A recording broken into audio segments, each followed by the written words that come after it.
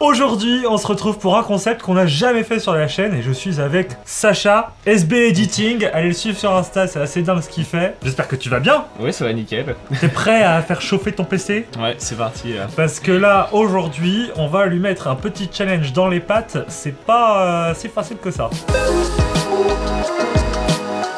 L'objectif pour Sacha, ça va être d'utiliser le logiciel Nvidia Canvas pour créer un vrai photomontage ensuite sur Photoshop. Mais vous allez voir, il connaît pas vraiment encore son sujet. D'ailleurs, cette vidéo, elle est sponsorisée par Nvidia. On les remercie d'être partenaires et de nous soutenir pour la chaîne. Ouais, du coup, je sais pas si vous connaissez Nvidia Canvas, mais ce logiciel, il est assez impressionnant. Ça ressemble à une espèce de paint pour les professionnels. Bon, alors pour le challenge, tu vas devoir tirer au sort des petits mots qui vont te donner un sujet imposé, que j'ai écrit en toute discrétion tout à l'heure. Premier mot, je mélange le lieu. Sous l'eau. Oh, et alors là, beau challenge. Maintenant, le sujet. Une statue grecque. Un adjectif. Ouais, c'est parti. Dans le futur. Waouh. Eh ben écoute, j'ai envie de te dire bon courage. Et donc là, t'es sur Nvidia Canvas et ton objectif, c'est de peindre d'un côté et de l'autre côté, il y a toute l'intelligence artificielle qui te fait le travail, quoi. Donc là, ce qu'on peut faire déjà, donc c'est sélectionner les différents matériaux et ensuite on verra l'environnement qui va apparaître au fur et à mesure grâce à l'IA. Là, comme on a quelque chose sous l'eau, on va essayer de partir quand même sur quelque chose de bleu. Je pense dans ce que j'ai en idée, là, si on peut matcher donc les trois trames différents, ce serait d'avoir une sorte de base pour avoir un fond d'eau, éventuellement quelques algues en premier plan et donc avoir la statue au milieu et peut-être pour amener cette dimension futuriste, sorte de éventuellement sous-marin ou quoi qu'on ira chercher plus tard. Ouais. On verra. Si ça vous intéresse, ce logiciel est complètement gratuit, il faut juste avoir une carte Nvidia RTX. Et ce qui est fort, c'est que même si on a Sacha qui est hyper compétent, en vrai, même vous pouvez vous en sortir parce que vous allez voir, pas besoin de compétences en dessin, c'est en gros tu fais du paint d'un côté et de l'autre côté ça devient une image fabuleuse. Donc on peut vraiment s'amuser à faire tout et n'importe quoi. Là, étant donné qu'on va certainement avoir notre base sûrement matchée si on rajoute quelques rochers. Alors là, on le voit, t'es déjà en train de bosser un peu avec l'IA parce que il y a des moments où c'est pas ouf ce qu'elle propose. Là, c'est ouf. Oui, là, c'est pour ça que j'ai essayé de corriger. Ouais. En fait, il faut recorriger, repositionner un peu ce que t'as fait et puis hop, tout à coup, ça passe. L'IA s'en sort avec ce que tu lui as proposé. Parce que parfois, c'est vrai que c'est galère. Quand on voit ce que tu lui donnes à manger sur Paint à côté, en même temps, tu m'étonnes. Ah, c'est pas mal parce que là, du ça coup, crée une pente un peu. Puis du coup, on a vraiment l'espace qui est centré ici.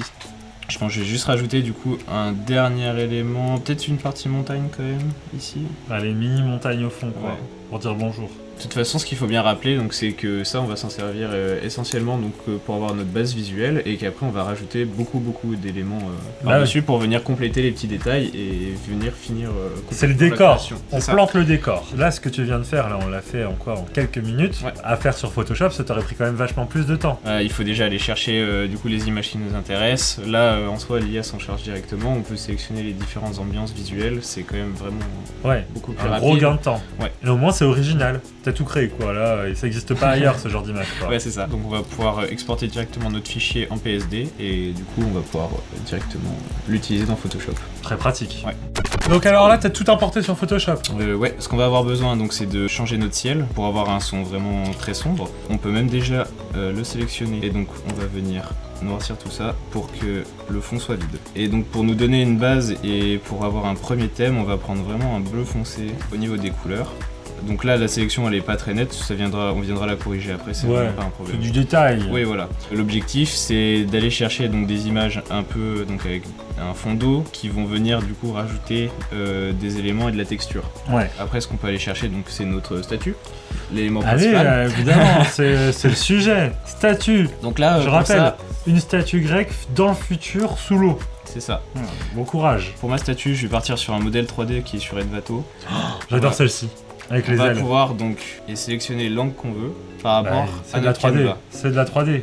Et donc là, toujours pareil, faut pas hésiter à prendre plusieurs angles et ensuite les importer. Il faut que ça soit cohérent avec ce que t'as derrière. C'est ça.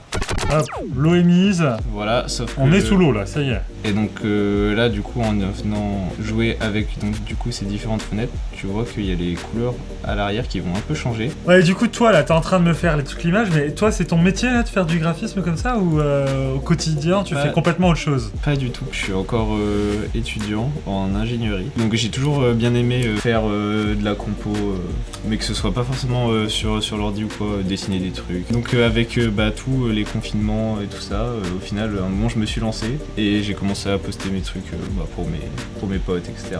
Et au final, ça a marché.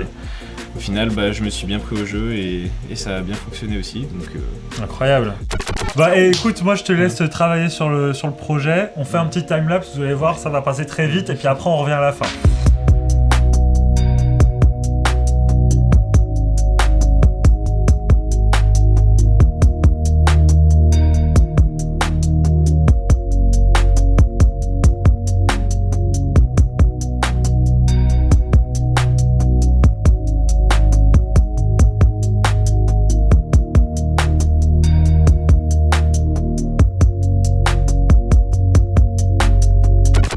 Bon Sacha, là tu viens de passer plusieurs heures sur le projet et clairement quand on voit la photo finale, on comprend que t'as pas mal bossé quand même. Hein. Non, franchement je suis bien content du résultat quand même qu'on a réussi à avoir. Ouais. Là on remarque qu'il y a beaucoup d'effets de lumière que t'as ajouté, et puis surtout à l'avant-plan, tous les détails, c'est assez fou quand même. Ouais. C'était vraiment, comme je t'avais dit, l'objectif de pouvoir ajouter un maximum de détails et donc d'avoir ce résultat final à la fin qui vient pousser avec les effets de lumière.